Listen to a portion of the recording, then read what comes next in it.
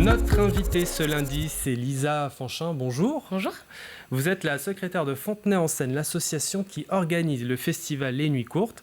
Ça commence ce vendredi, ça se termine dimanche avec une programmation variée à retrouver, on en parlera.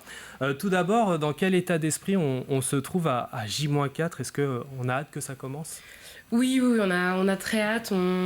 On sent l'effervescence comme chaque année. Voilà, les bénévoles commencent à arriver, les équipes de professionnels sont là également. Voilà, le matériel arrive aussi, donc là on sent, voilà, ça commence tout doucement à monter. On a hâte d'être vendredi et d'accueillir les festivaliers, bien évidemment. Les bénévoles sont prêts, ça y est. Vous allez commencer à monter quand ? Toute l'installation. Alors vraiment, l'installation a démarré dès ce week-end. En fait, il y a déjà, il y a déjà la production qui est là, donc il y a l'installation des bureaux, etc. Le vrai matériel, la scénique, tout ça, ça arrive plutôt dans la semaine. Les loges, c'est dans toute fin de semaine, puisque moi je suis en loge par exemple. Les bénévoles vont arriver au compte-gouttes au fur et à mesure. Le gros, vraiment, ça va être ce week-end où là on aura plus de 200 bénévoles avec nous. Voilà. Parlons un peu de ce festival. Qu'est-ce que l'on peut dire sur les Nuits Courtes ? Les Nuits Courtes, c'est un festival intergénérationnel. Voilà, le but vraiment, c'est d'accueillir tous les âges, de parler le plus possible à tout le monde, à tous les Fontenaisiens, et puis de faire plaisir, d'avoir ce temps-là sur les vacances de la Toussaint où on s'amuse, on se réunit. Voilà, on est dans l'humain, on est dans la fête, on est dans tout ça, quoi. C'est vraiment ce but-là. Et vous continuez votre partenariat avec Ici c'est cool afin d'instaurer la bienveillance dans les soirées pour plus de respect et plus de liberté. Est-ce que vous pouvez nous en dire plus ? Oui, alors pour nous c'est très important depuis quelques années maintenant, depuis quelques éditions, d'en arriver à le plus possible. Déjà on forme nos bénévoles, donc on a une formation là dans la semaine jeudi pour tout ça, donc avec une équipe de professionnels notamment pour les violences sexuelles et sexistes, homophobes, etc., raciales, puisque voilà, c'est vraiment très important pour nous qu'on se sente bien, que les festivaliers se sentent bien, les bénévoles également, au sein des équipes, puisqu'il peut se passer des choses, voilà. Et on crée un accueil, un espace plus calme, plus serein pour les personnes qui ont besoin d'être accueillies vraiment, si elles ont vécu quelque chose.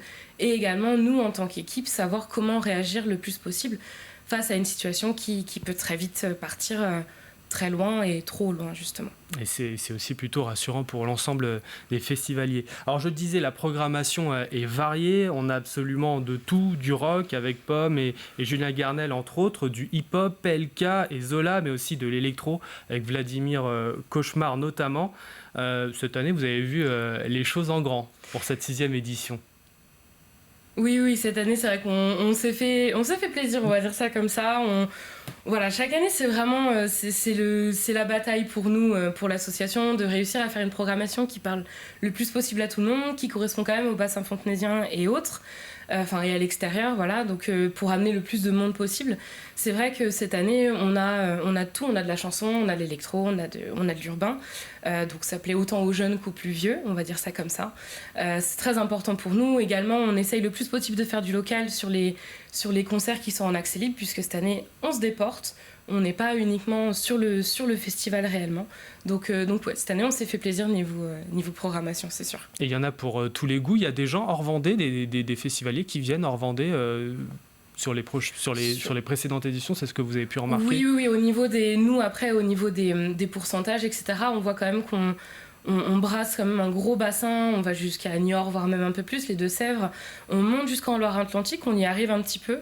Et on descend également en Charente-Maritime. Et vraiment, le but, c'est de pérenniser ce bassin-là et de partir encore plus loin maintenant, comme les plus gros festivals qui peuvent exister. Il y a des entrées libres aussi, c'est ce que j'ai pu voir sur le site. Qui pourrons-nous retrouver pendant ces entrées libres ? Alors, vous avez Hernadette, qui est un groupe, c'est festif, c'est dansant, voilà. Vous avez également le samedi matin un groupe sur le marché de Fontenay, où là ça va être plus une bandasse, ça va créer un peu ce côté. C'était un but pour nous aussi le samedi matin d'être présente pour toutes les personnes qui vont au marché de Fontenay-le-Comte. C'était important pour nous de créer la fête. Et vous allez également retrouver un groupe le dimanche au niveau du camping, pour les campeurs, pour qu'ils restent le plus possible dans cette ambiance-là de fête.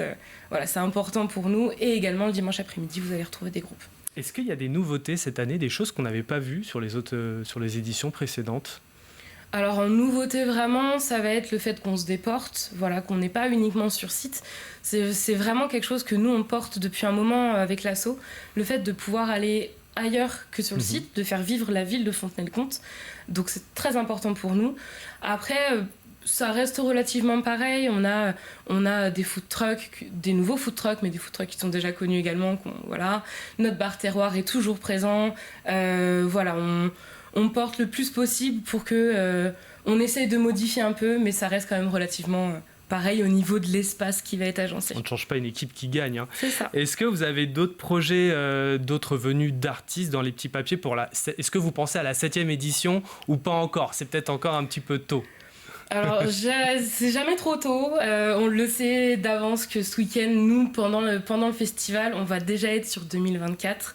Donc, il y aura certainement ce week-end une réunion, oui, avec un début de programmation. Ah oui, dès ce week-end, pendant le... Oui, ça se fait très très tôt. Il faut réserver très tôt nos artistes. Donc oui, possiblement dès ce week-end, l'association sera déjà sur la programmation pour 2024. Que diriez-vous à celles et ceux qui nous regardent de les convaincre de venir participer donc au festival Les Nuits Courtes à Fontenay-le-Comte à partir de vendredi? Eh ben, c'est avec joie qu'on vous accueille déjà.